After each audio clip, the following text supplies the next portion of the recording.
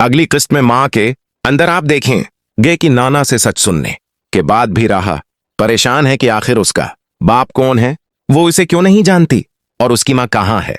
वो जैनब से भी सच जानने की कोशिश करती है और पूछती है कि मेरी माँ कौन है, लेकिन जैनब घबरा जाती है और वहां से चली जाती है क्योंकि वो पूरी हकीकत जानती है और ये भी जानती है कि तारा उस वक्त कहाँ है। मगर तारा से क्या गया वादा उसे खामोश रखता है। दूसरी तरफ आसिया खामोश रहने वाली नहीं। सच सुनने के बाद वो राहा की माँ के बारे में सवाल उठाती है कि अगर वो जिंदा है तो कहाँ है। वो चाय देने के बहाने अपने ससुर के पास जाती है और कहती है कि अगर राहा तुम्हें नाना कहती है और आदिल को मामो तो फिर तुम्हारी बेटी कहाँ है। आसिया की ये बात सुनकर सैफ साहब को बहुत बुरा लगता है और वो गुस्से में उसे डांट देते हैं कि इस मामले से दूर रहो। मगर आसिया दो टॉक जवाब देती है कि वो उस मामले से हरगिज़ दूर नहीं रहेगी।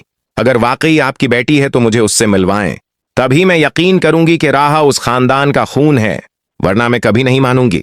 सैफ साहब उस बात पर लाजवाब हो जाते हैं और आसिया को शक होने लगता है कि शायद ये सब झूठ है और सिर्फ राहा को तसल्ली देने के लिए एक कहानी बनाई गई है। वो बतौल से कहती है कि तुम्हारे दादा की कोई बेटी नहीं, ये सब झूठ है और तुम्हारा राहा से कोई खून का रिश्ता नहीं।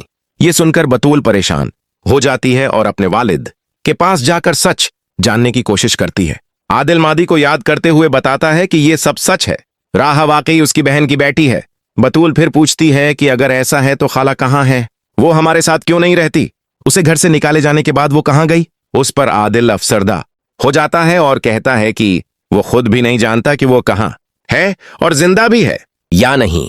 बतूल अपने बाप की आंखों में सच देख लेती है और अपनी माँ की बातों को नजरअंदाज कर देती है। वो राहा के पास बैठ कर उसे समझाती है कि अपनी माँ की बातों को दिल पर न ले। राहा कहती है कि खाला जैसी भी हैं, मगर मैं उनमें अपनी माँ को ढूंढती हूं और उस बात पर बहुत उदास है कि काश मेरी माँ मुझे समझ पाती। कुछ वक्त गुजरने के बाद एक खूबसूरत मंजर दिखाया जाता है जहां अरमान खले आसमान तले चांद को देख रहा होता है। राहा वहां आकर उसे छेड़ती है और पूछती है कि क्या देख रहे हो। अरमान मुस्कुराकर कहता है कि सोच रहा हूं क्या कभी मेरी किस्मत में भी चांद आएगा। राहा जवाब देती है कि अल्लाह तुम्हें सारी खुशियां दे, मगर मैं तुम्हारे लिए चांद नहीं मांगूंगी क्योंकि चांद में भी दाग होता है।